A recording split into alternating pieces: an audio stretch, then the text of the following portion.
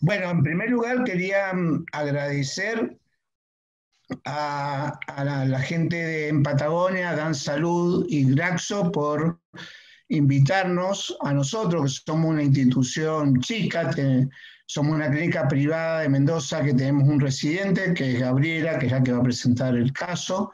Entonces, bueno, queríamos agradecer que nos sumaran a este hermoso espacio que son los workshops hospitalarios. De hecho, veo muchos nombres conocidos entre los asistentes, todos la mayoría de ellos digamos, como origen hospitalario y de la salud pública, así que muy contento de estar en este espacio. En primer lugar, quería comentarles que cuando tengan algún problema técnico, utilicen el chat donde dice asistencia técnica. Sus micrófonos van a ser silenciados para poder escuchar con mejor calidad la presentación de la doctora. Y bueno, tengo el gran orgullo de presentar a la doctora Gabriela Clavel, que es egresada de Medicina de la Universidad de Aconcagua de Mendoza y residente de primer año de la Clínica del Prado, que es la institución a la que hacía referencia. Ella nos va digamos, en este Ateneo, a hacer la presentación sobre trastorno bipolar y consumo de cocaína a propósito de un caso clínico. Las preguntas las vamos a hacer al final y les pedimos que las preguntas vayan dirigidas en el chat a la doctora o a mí, ya que yo voy a hacer un cierre del caso. Bueno, muy bien, doctora. Gracias a vos, Chepo, por invitarme, por confiar en mí. Así que, y están todos tus colegas, pero por vos, no por mí. Así que bueno, vamos a comenzar este caso clínico que tuvimos en la clínica y que me llamó mucho la atención, por eso lo elegí para poder trabajarlo. Como les dijo el doctor, es de trastorno bipolar y consumo de cocaína, este caso clínico. Vamos a ver, ahí está. Bueno, este es un paciente masculino de 33 años, es argentino, de Mendoza. En el momento del ingreso era empleado de una panadería, convivía con su mamá porque se había separado y tiene un hijo pequeño que era aproximadamente 1 año, tenía el bebé.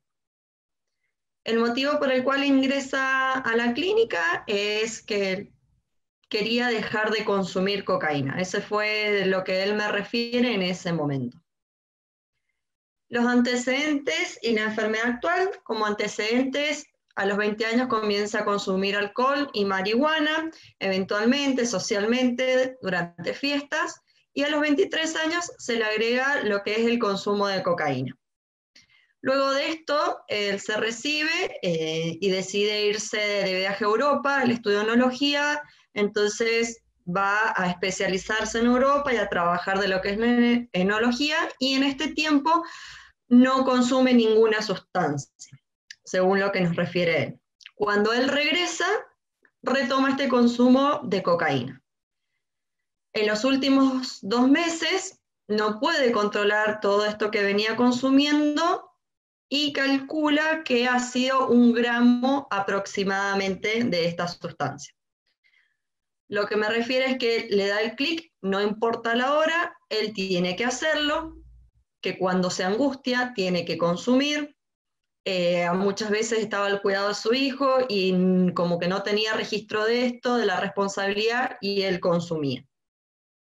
A raíz de estas dificultades, su pareja se da cuenta de toda esta situación, comienzan los conflictos y bueno, se va de la casa, se va a vivir con la mamá, y él lo que me refiere como importante es que él pensaba que lo podía controlar y bueno, llegó un punto en que no lo pudo hacer. Por eso decide consultar. Como antecedentes personales, en el embarazo del parto fue un tiempo gestacional normal, sin dificultades. En la infancia terminó la primaria con buena relación con sus compañeros, no había información relevante. En la adolescencia tampoco, hizo un secundario completo, no presentó otras disfunciones y tenía buena relación con sus pares. Y en la vida adulta, como les decía, estudió para licenciatura de enología y actualmente trabaja con un amigo como encargado de una sucursal.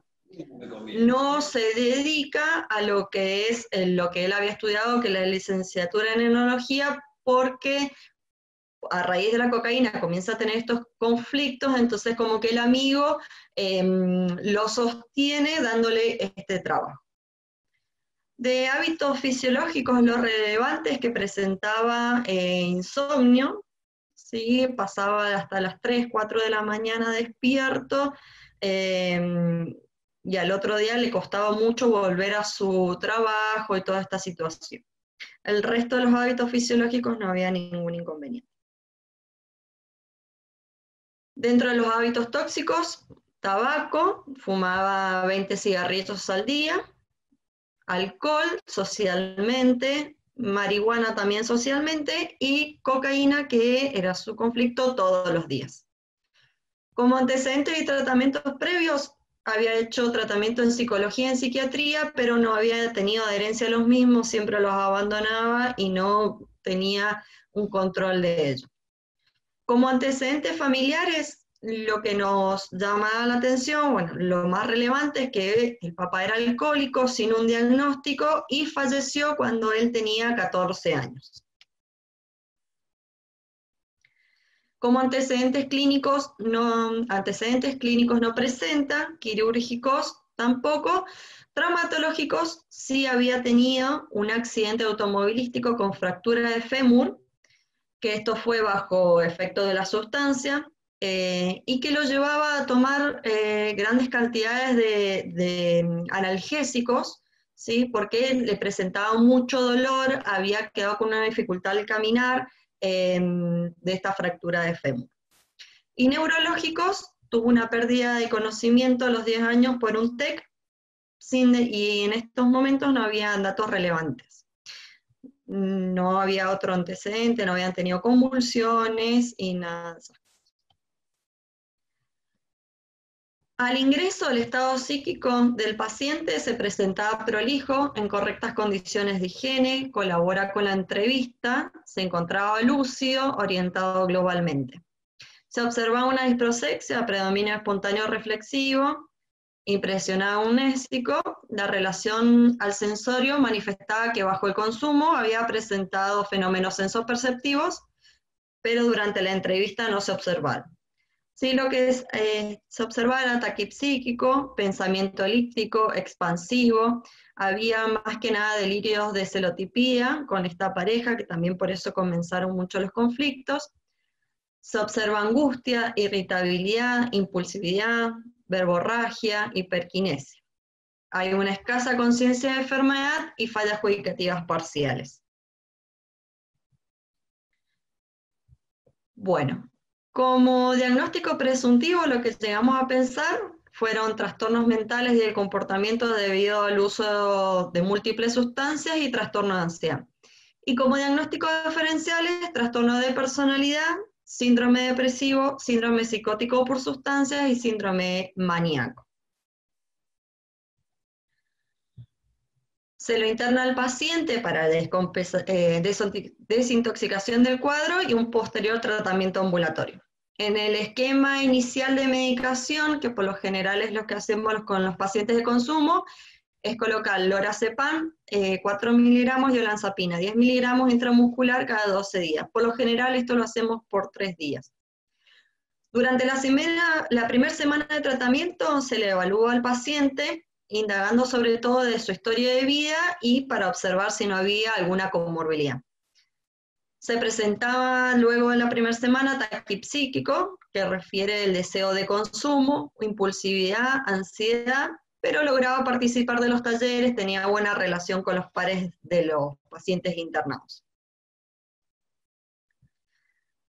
Nosotros trabajamos interdisciplinariamente con la psicóloga y la trabajadora social, y realizamos entrevistas de familia, y bueno, los datos relevantes que pudimos recabar de la entrevista familiar con su pareja, su expareja, su hermana y su mamá, es que había un consumo de cocaína, como les había dicho, estando al cuidado de su hijo, el fallecimiento del padre cuando él tenía 14 años, el accidente vial con fuertes repercusiones.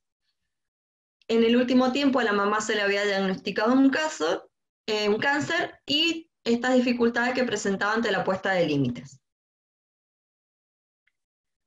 Como les decía, luego de 3 días se retira la medicación intramuscular y se comienza con el esquema vía oral, que se indica lorazepam de 2,5 miligramos cada 8 horas y olanzapina de 10 miligramos cada 12 horas.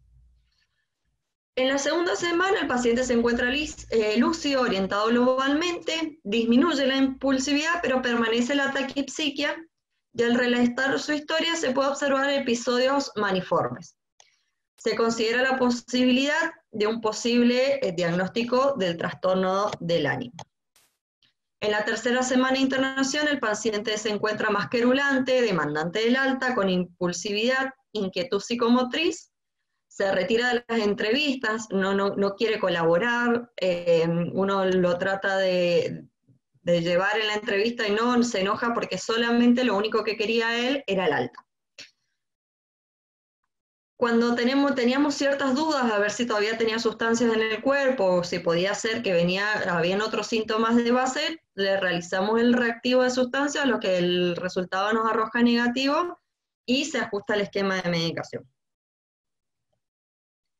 Como no responde favorablemente y se le observa que, como un hecho llamativo, que esto fue lo que veníamos en duda con el doctor, si era, no era, si teníamos la verdad, si era por haber dejado la sustancia o si había algo más de base, pide la maquinita de afeitar a enfermería, y cuando lo van a ver los enfermeros se había rapado media cabeza. Entonces, bueno, con el doctor dijimos, bueno, acá hay algo más, nos llamó muchísimo la atención, y bueno, se encontraba acompañado de ansiedad, verborragia, ideas paranoides persecutorias con la familia, aumenta los trastornos del sueño, y como comentario relevante, que no puede parar sus pensamientos. Entonces, decidimos iniciar el esquema con un estabilizador del ánimo, con el litio, a lo que el paciente comienza a responder favorablemente. Cuando se va a retirar del alta, el esquema final de medicación era el lorazepam, que eran 10 miligramos por día, la olanzapina 20 miligramos por día, litio XR de 900 miligramos por día y la clorpromazina 150 miligramos. Luego de que estuvo estabilizado una semana con estos sin los síntomas, se decide el alta y se retira nuevamente a su hogar. Como conclusión, lo que mediante el estudio del presente caso, en el cual el paciente ingresa a la clínica para un tratamiento de desintoxicación a la cocaína, se comienza con un tratamiento habitual en disminuir la sintomatología de abstinencia y la de las ideas de consumo, logrando así ver que el tratamiento no tiene efecto esperado, dejando al descubierto una sintomatología compatible con un trastorno del ánimo, que podríamos hablar de un trastorno bipolar tipo 1, lo cual implicaba una nueva adaptación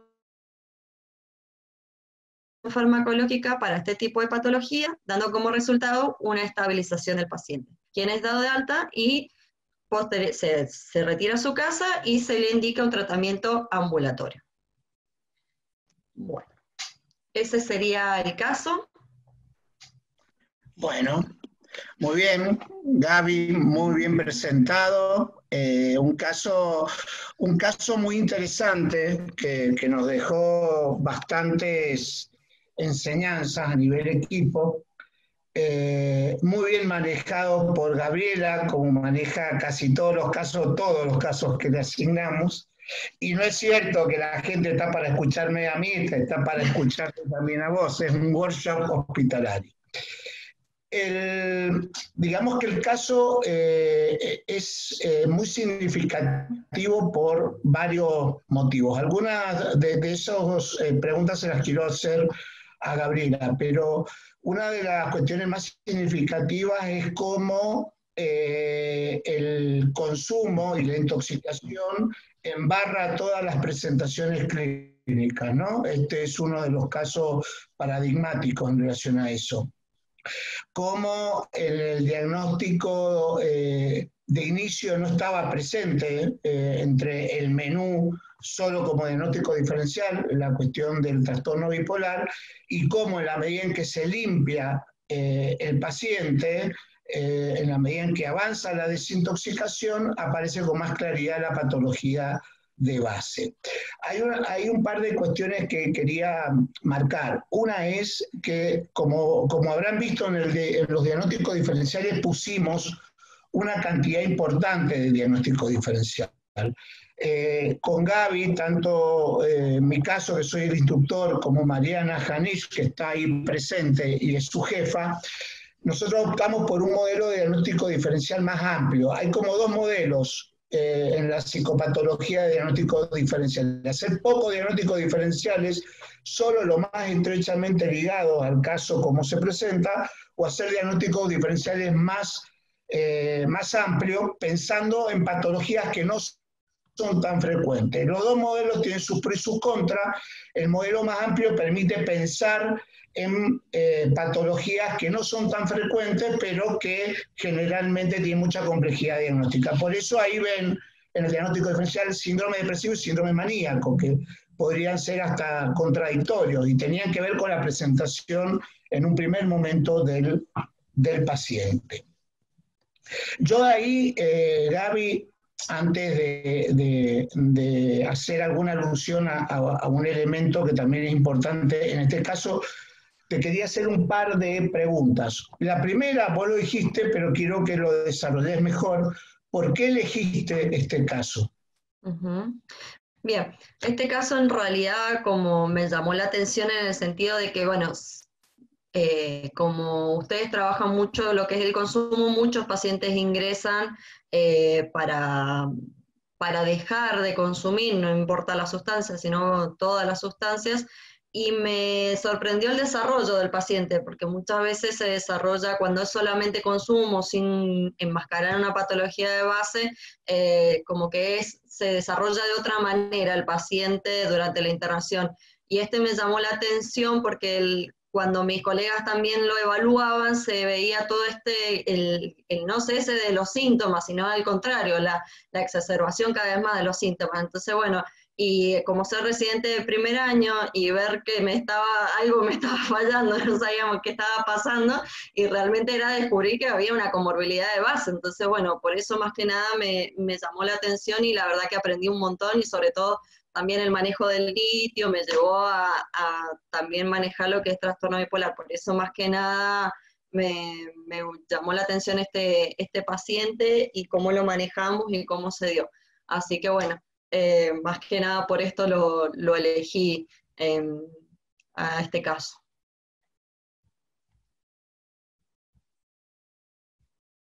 Tenés el micrófono apagado, Chepo. Yo que decía que iba a manejar solo el micrófono.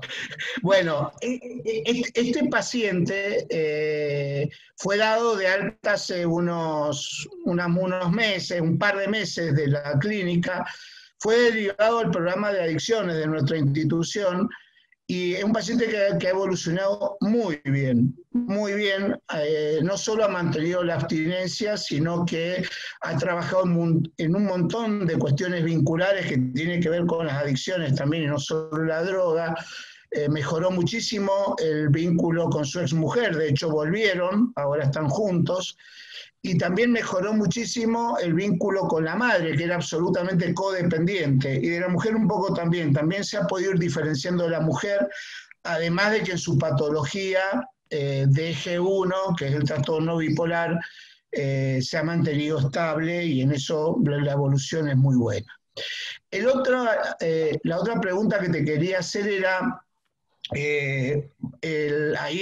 cuando vos hablás del caso, decís que han habido episodios maniformes, también en el inicio se piensa que puede ser un síndrome depresivo. ¿Cuándo vos considerás que pudo haber comenzado la enfermedad en este paciente?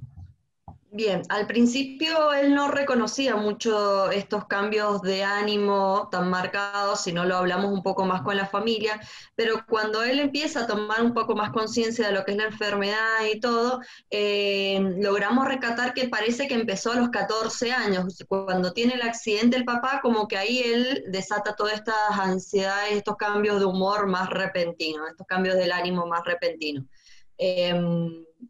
Que más o menos no se fueron notando muy marcadamente, pero bueno, sí cuando hablamos con la hermana y con la mamá, sí rescatan esto de que de repente viajó, que él lo había tomado simplemente como un viaje para perfeccionarse dentro de la analogía, y resulta ser que había sido muy repentino esa decisión. Entonces, bueno, ahí nosotros empezamos a notar que habían estos cambios del estado del ánimo. Así que bueno, al parecer el inicio fue precoz y fue a los 14 años cuando el papá tiene este accidente él estuvo presente en el accidente, entonces bueno, ahí como que se desató un poco todos estos síntomas. Buenísimo.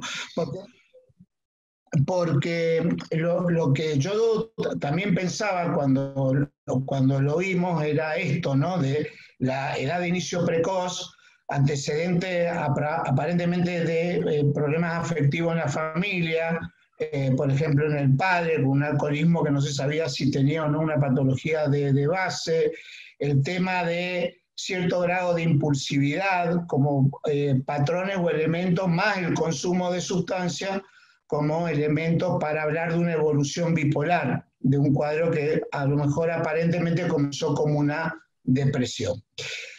Yo, en relación, si ustedes vieron, al comienzo hablábamos de mucha irritabilidad en el ingreso, mucha impulsividad, mucha ansiedad y mucha angustia. Eso, hablándolo con la gente de Dan Salud, me llevó a plantearme que a lo mejor estaría bueno mostrarles una situación que pasaría en la mayor parte de los pacientes, ahora se los voy a compartir. Bien.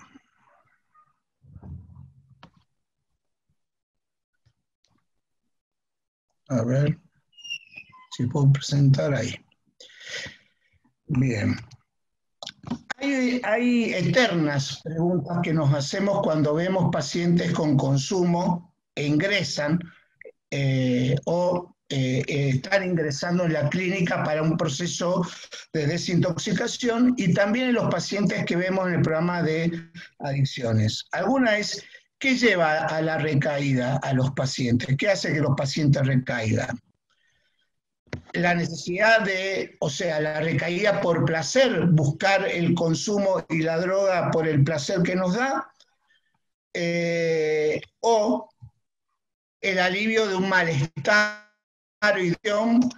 que es lo que explicaría el por qué estos pacientes consumen a pesar de todas las consecuencias negativas.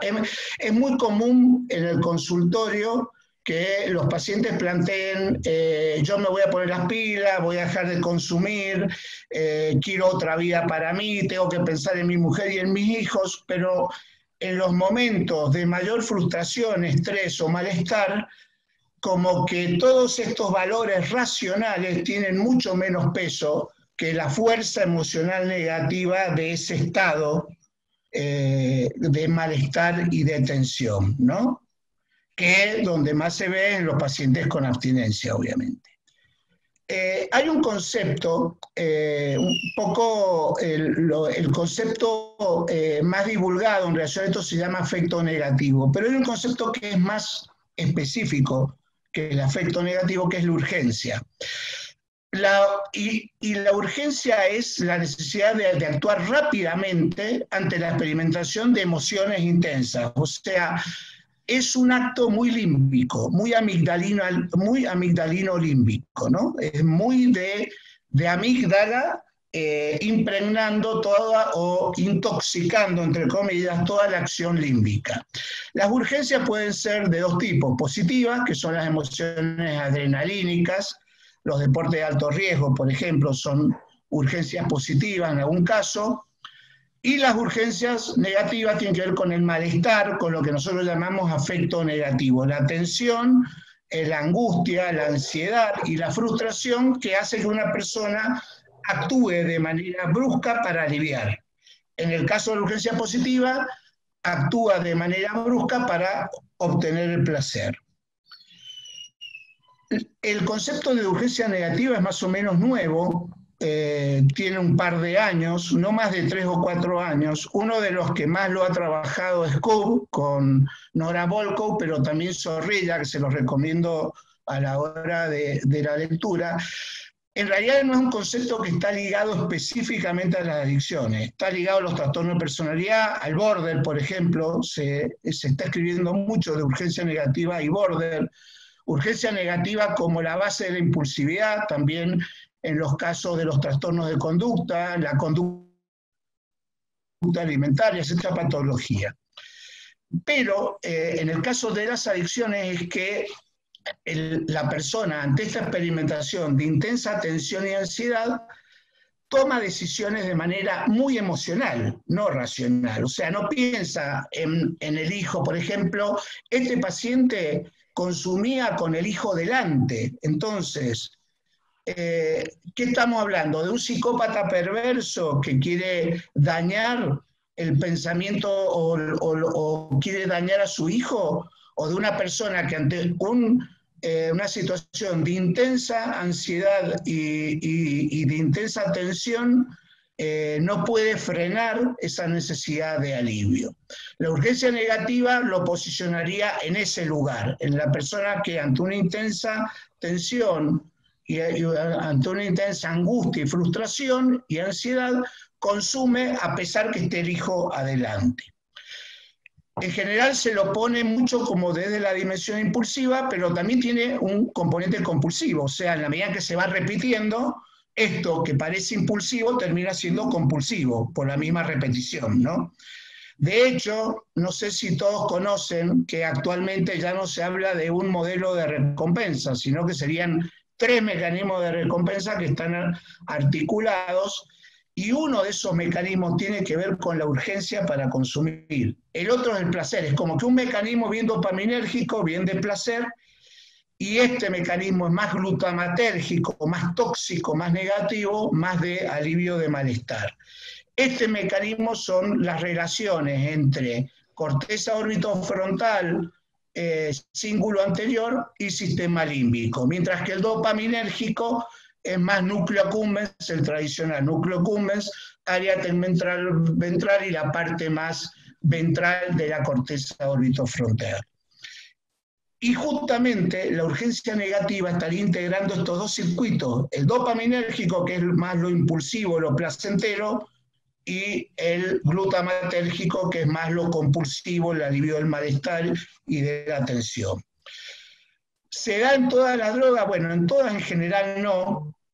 Se asocia más al alcohol. El tabaco tiene también un altísimo componente de urgencia negativa, y la cocaína. Y de las no químicas, el juego y el gaming de los adolescentes, aunque el gaming de los adolescentes tiene más de placentero que de alivio.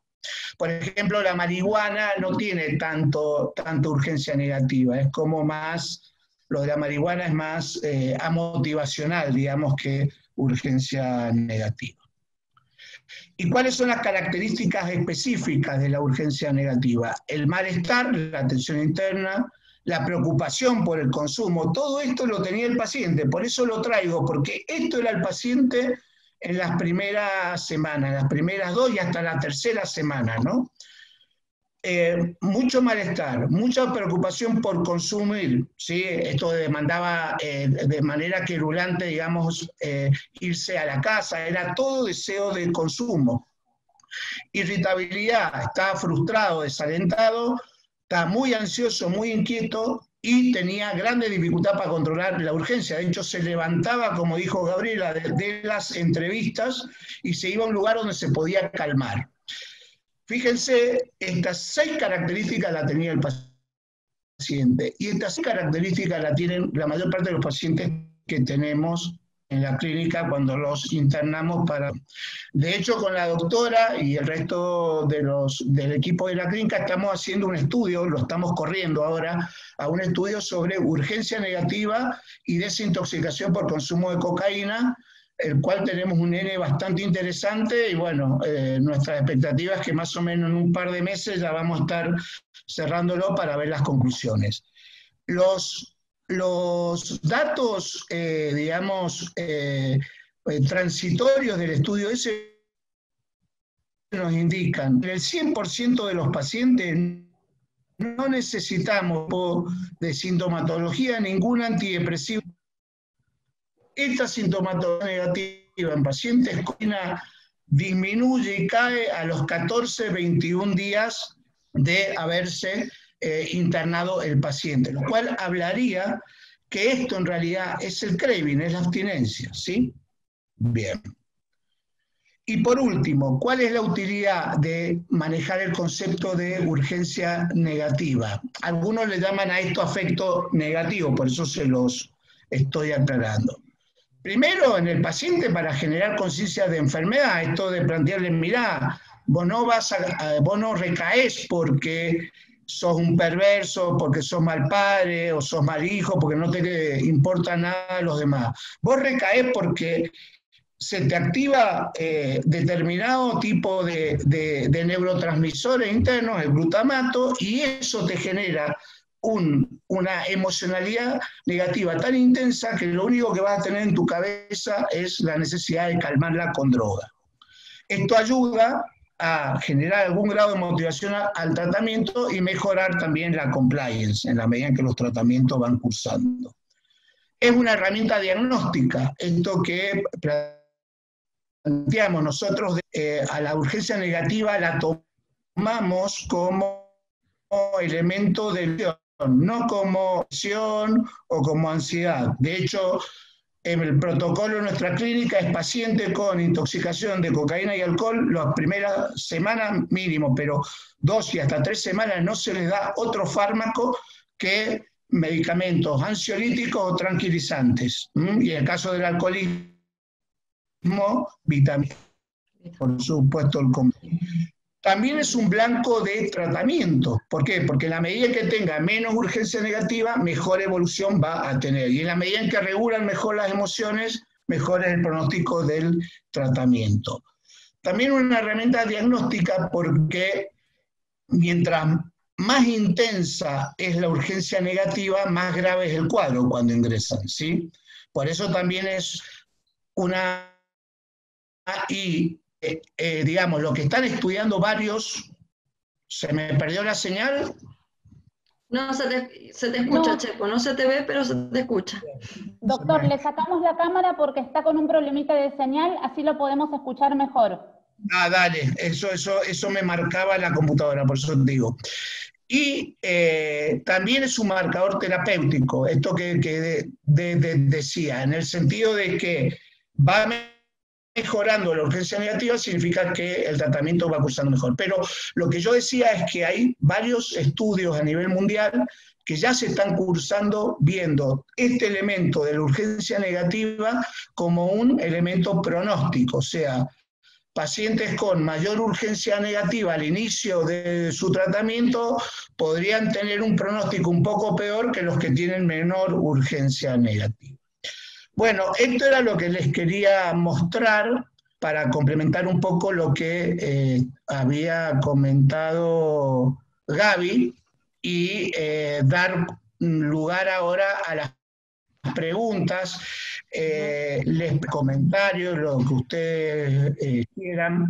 Lo que les pido es que si las preguntas van dirigidas a Gabriela o a mí, nos la hagan saber, ¿sí? Bueno, acá hay una pregunta en referencia, teniendo en cuenta el litio, que cómo manejaron el dolor del paciente por el cual tomaba muchos analgésicos.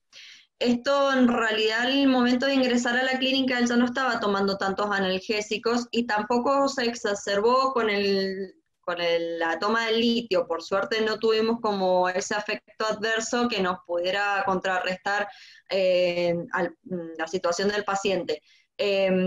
eso era como un dato relevante antes de ingresar a la clínica. Durante la internación no necesitó de analgésicos, así que bueno, también fue un poco como otra adicción más sumada el consumo en realidad de analgésicos.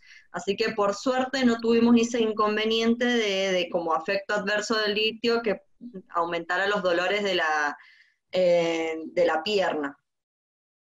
Ese es lo que me han preguntado, no sé si... Bien.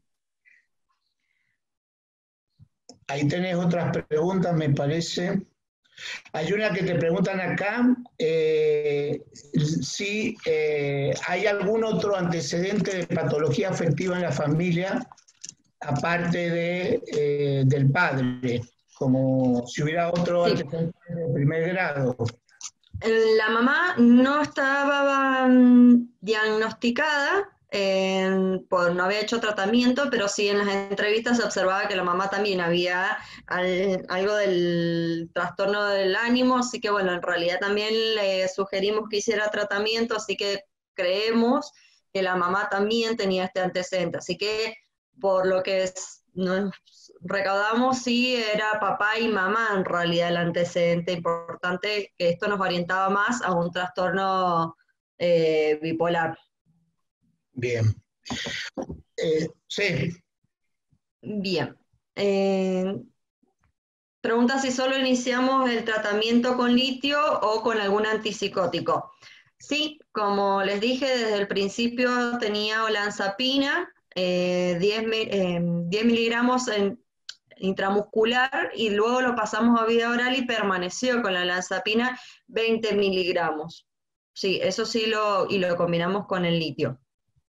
Actualmente Gaby ya lleva, ya dije, casi 3 meses después del alta, el paciente solo está con litio, nada más toma litio en la dosis, y las litemias que tiene son, la última ha sido de 0,70, que es una litemia normal y promedio.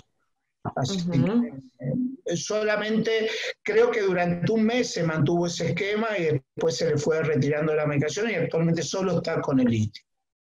Él ya está psicoeducado y ya sabe que ese tratamiento lo va a tener que tomar, si no toda la vida, varios años seguramente, ¿sí? Buenísimo.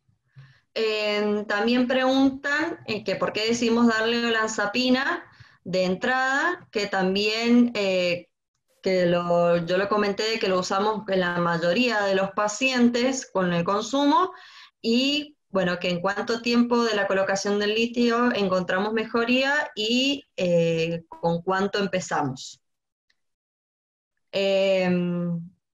Bueno, más que nada, como dijo el doctor, esto de en la urgencia negativa manejamos más que nada el litio y el antipsicótico con esto de la irritabilidad, el deseo de consumo, para frenar la impulsividad, así que más que nada por eso comenzamos con el antipsicótico y la benzodiazepina. Y después el litio comenzamos con litio XR450 con un comprimido por día, y a la semana lo aumentamos y se vio la mejoría. En una semana se comenzaron a disminuir los síntomas, en una semana ya se empezó a ver la mejoría. Sí, ahí hubo otra cosa que cuando él se rapa la cabeza, que eso no lo pusimos en el... Fue muy fuerte verlo con la cabeza rapada por la mitad. Yo llegué ese día, era un sábado creo, Gaby, sí, era un sábado, y me escribieron, se rapó media cabeza. Lo vi con la mitad de la cabeza rapada y la otra no. Y esto de la falta de teología bien del maníaco, porque cuando le preguntamos por qué te rapaste la cabeza, en realidad decía, me la rapé porque estoy muy nervioso, me la rapé porque me siento mal y no por algún motivo en especial, o sea, me la rapé para parecerme, no sé, a algún jugador de fútbol, no, era el raparse por el raparse mismo, y ahí le agregamos clorpromacina, que eso creo que no lo pusiste en el, digamos, sí, en la vida. Sí, que se retiró con clorpro 150. Pero al comienzo le pusimos una dosis mayor de clorpro, que fue ahí. Sí, y 200, Y después lo bajamos en un relación poquito. a lo que te preguntaron, está buena la pregunta, ¿por qué olanzapina? Y acá había como más elementos paranoides, tenía como mucha cuestión de pensamiento alterado. Hay también, digamos, un síntoma muy importante que lo menciona Gaby, que es que en un momento tenía pensamiento entropélico. Venían como 7, 8 pensamientos al mismo tiempo, eso es bien de la fase maníaca, ahí es donde empezamos a pensar con lo que se rapó la cabeza seriamente en el diagnóstico de trastorno bipolar.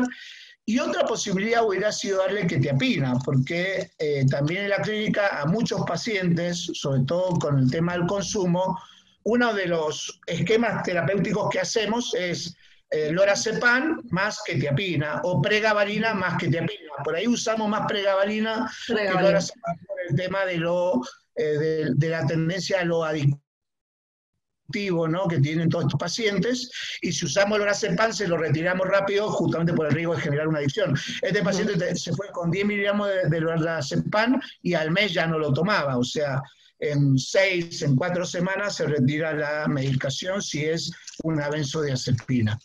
Por eso a lo mejor una opción podría haber sido quetiapina, que nosotros lo utilizamos en dosis alta también, 400, 600 miligramos, pero le dimos olanzapina a este paciente porque tenía más componente psicótico y en ese caso la opción era más usar olanzapina. Eso era para completar lo que te preguntaron. Claro, estaba con ideas más paranoides, por eso en realidad también le sumamos la olanzapina. Bien. Bueno, después pregunta qué tipo de analgésico tomaba, si eran derivados de los opioides. Sí, eran derivados de los opioides. No era tanto el patrón de dependencia, sino era más cuando lo necesitaba.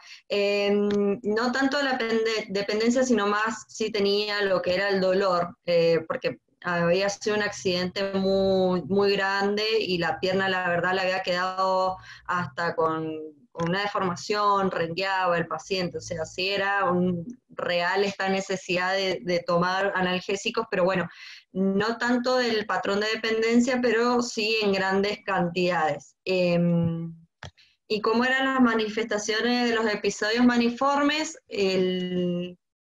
Como le decía, por ejemplo, esto del viaje, que se fue de repente de viaje dejando todo, no le importaba nada. Bueno, y en la clínica el cuadro que más hizo fue esto de raparse la cabeza sin motivo alguno. Esos fueron más que nada las manifestaciones. Obviamente la taquipsiquia, la verborragia, se encontraba querulante, esos son más que nada las manifestaciones de los episodios maniformes que ha tenido. Y sabes que en los episodios maniformes previos también tenía periodos del año que coincidían con primavera, en donde él decía que dormía menos y su rendimiento era igual o mejor que cuando dormía más.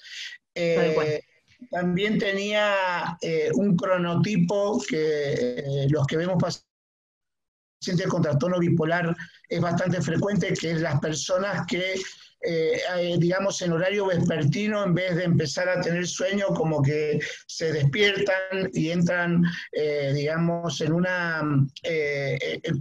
como en un estado de mayor actividad, cuando debería ser al revés, porque tipo 19, 20 horas no entra cansancio. Hay personas que después terminan desarrollando trastorno bipolar que tienen este cronotipo, y este mismo cronotipo es lo que hace que se despierten temprano y de manera muy activa. Bueno, él tenía ese cronotipo, entonces como que habían indicadores, obviamente, viéndolo retrospectivamente, porque él fue tratado psiquiátricamente y psicológicamente y nunca se diagnosticó esto, ¿no? Es verdad que en los tratamientos previos fue muy poco, no iba más de 2 o 3 consultas y los abandonaba, pero nunca se vio esto, ¿no?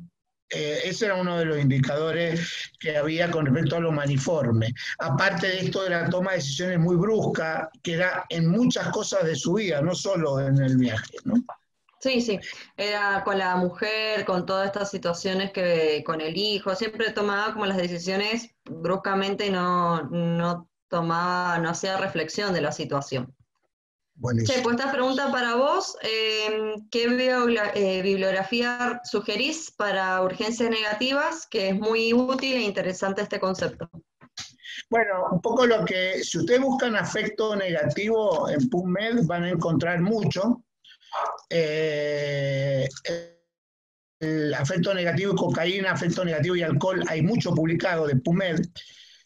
No hay aún en tipo libro muy registrado lo que es el afecto negativo. En el libro que nosotros hicimos en el 2018 de depresiones, de difícil manejo y adicciones, ahí yo pongo algunas de las características del afecto negativo, y lo de urgencia negativa es un concepto que viene de afecto negativo y es más moderno. Los autores que hablan de urgencia negativa son Zorrilla, Q, lo pueden buscar, eso que yo puse en la diapo. También Nora Volkow está hablando últimamente de urgencia negativa. Tendrían que buscar en PubMed Negative Urgency, y si quieren lo pueden asociar con impulsividad, con adicciones, con trastorno de ansiedad, porque aparecen en diferentes patologías. Así que pueden buscarlo en todo eso, van a encontrar. Y si no, esperar al año que viene, nosotros publiquemos nuestro trabajo que va a ser sobre eso. Pero va a haber que esperar hasta el año que viene, cuando lo publiquemos nosotros, pero que va a ser sobre eso básicamente. Y el rol del gato en las adicciones. Ahora justamente hay un curso que hacemos de adicciones y donde yo hablo, la mía es la última clase, a nivel de terapéutica, del rol del glutamato en las adicciones, y un poco hablo de este tipo de... ¿no? Hay una cuestión que lo pusiste en el caso y que es importante que rescatemos ahora, que es que cuando él llega te dice que consume 1 gramo de cocaína por día. Pero resulta que la urgencia negativa que él tenía desde el primer día fue muy intensa. De hecho, estaba los primeros días un poco más tranquilo y ya a partir de la primera semana, ese es un dato muy importante del caso, empieza con más irritabilidad, con más querulancia, con más ansiedad, con más tensión, con más impulsividad. Eso es que ahí, en general, la urgencia negativa, los 3 primeros días, es más bien baja, es leve, y a partir del 4º o 5º día ya se empieza a intensificar. Cuando una persona tiene una intensidad de urgencia negativa bastante elevada, uno puede inferir que el consumo es mucho más alto de lo que dijo el paciente, por los niveles de urgencia negativa que tenía, ¿no? Tenía niveles de malestar demasiado altos para venir consumiendo 1 gramo por día. Esto lo digo también con el diario del lunes, porque en el marco del tratamiento el paciente, después del mes de tratamiento, reconoció en los grupos que venía consumiendo 3 veces más. Consumía 3 y hasta 4 gramos de cocaína por día. Lo cual también confirma que esta percepción de que urgencias negativas muy elevadas tienen que ver con consumos elevados es una percepción válida, ¿no? Pero esto lo quería comentar porque, bueno, para que reforzar un poco de la urgencia negativa como un elemento marcador, diagnóstico, terapéutico, y es marcador del tratamiento también. Sí, ahí mi jefa Mariana lo vio esta mañana y continúa solamente con litio, así que está bastante bien. No hubo efectos adversos en la medicación, por suerte, la verdad que respondió muy bien a la medicación, así que y no se observaron ningún efecto adverso. Dice que otro fármaco, Chepo, nosotros utilizamos en lugar del litio en los casos como estabilizante. Va a depender mucho del tipo de inestabilidad. O sea, de acuerdo a lo que plantea Vieta, el grupo de Vieta, nosotros trabajamos con esto de estabilizar desde arriba o estabilizar desde abajo. No es lo mismo iniciar un tratamiento de trastorno bipolar con pacientes en donde predominan depresiones, a iniciar un tratamiento de trastorno bipolar en pacientes donde lo que predomina son los cuadros de excitación o las manías. En el caso de las depresiones, cuando el trastorno bipolar tiene muchos ni muy pocos episodios maniformes, una alternativa. El litio es el gold estándar del tratamiento, ¿no? En trastorno bipolar, el número 1 es el litio, pero cuando ya buscamos alternativas, en el caso de que predominen las depresiones, podríamos elegir la lamotrigina como una muy buena opción. También la quetiapina, pero en dosis estabilizadoras, el aripiprazol en dosis de estabilización, la luracidona en dosis también de estabilización, que son 40, 60 miligramos, ya como segunda ahí sí ya podemos o cambiar o combinar con carbamazepina o oscarbazepina, en el caso del paciente que viene de depresión. Si el paciente lo que tiende a hacer son episodios maniformes, ahí las elecciones son diferentes. Me voy a sacar el video porque mi conexión es medio inestable. Ahí ya las elecciones pueden ser diferentes. Si no podemos usar el litio, que también está indicado cuando predominan los episodios de manía, por algún motivo, ahí podemos usar valproato, que tiene nivel de evidencia y de experiencia, carbamazepina, oscarbazepina, de nuevo quetiapina en dosis estabilizadora. Las dosis estabilizadoras de quetiapina son por arriba de 300 miligramos por día. El aripiprazol en dosis de 5 a 10 miligramos. Yo estoy usando ahora la cariprazina con buenos resultados en dosis de 1,5 3 miligramos. También está la posibilidad de usar la olanzapina. La olanzapina, el problema que tiene son todos los efectos secundarios, que son mucho más importantes que con el resto de los medicamentos. Y,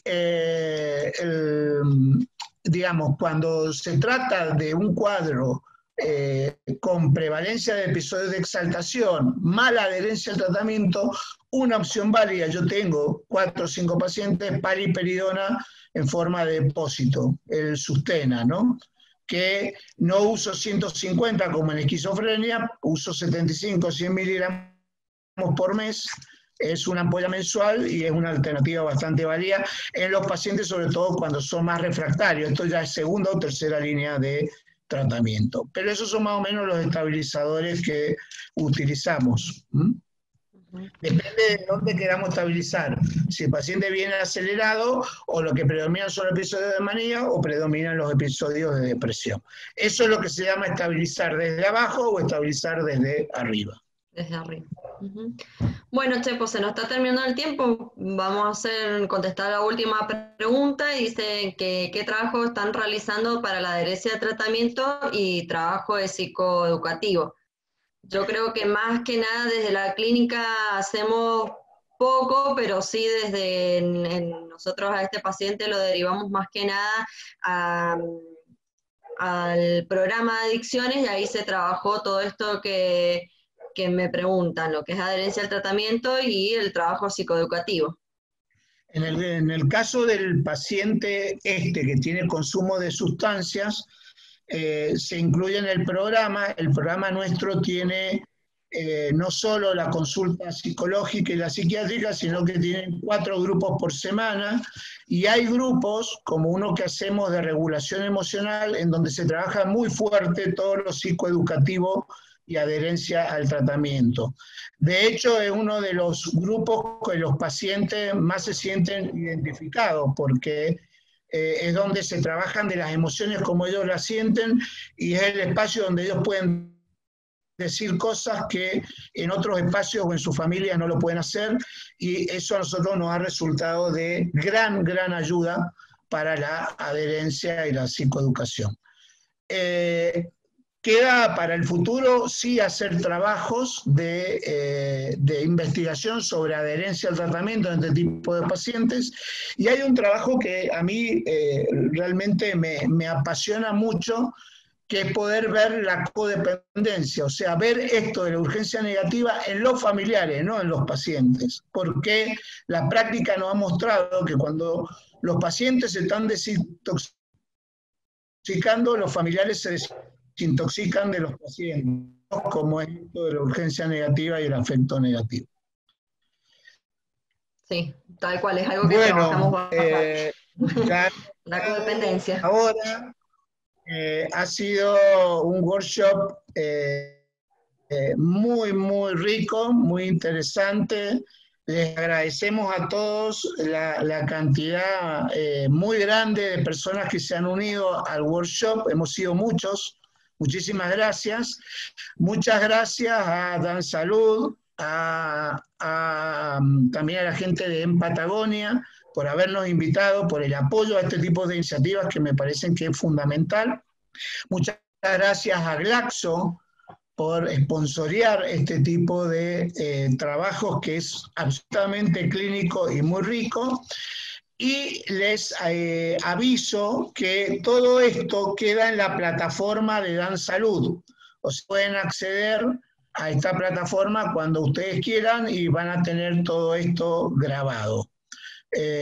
Y a disposición de ustedes si lo quieren volver a escuchar. ¿Sí?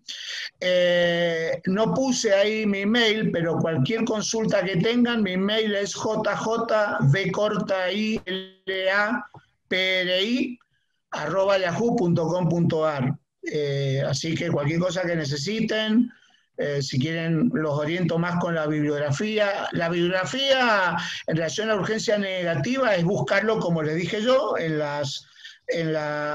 los buscadores, en PubMed, en Cochrane, en los que hay de investigación. Hay otro espacio que es muy bueno, se los recomiendo, se llama ResearchGate. Ese es excelente, porque ahí hay investigación en curso. O sea, ahí pueden preguntar sobre estudios que están corriendo. Por ejemplo, el nuestro está en ResearchGate. Y ahí lo que les va a pedir es una cuenta de la universidad o del hospital para que puedan ingresar. Hay muchos espacios de búsqueda. Yo creo que es muy importante la evidencia, por eso el tema de la literatura, pero lo más rico, la lectura más grande es poder ver esa evidencia en el paciente, que es lo que nos pasó con este paciente y nos pasa con casi todos los pacientes cuando los vemos a diario. Bueno, ya es hora de ir terminando. No sé, Carola, si me quedó algo más por anunciar. Anunció todo, muchísimas gracias.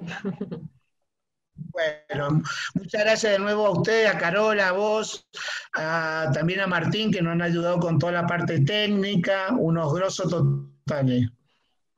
Un placer, doctor. Bueno, muchas gracias, nos despedimos y a disposición de ustedes cuando lo necesiten.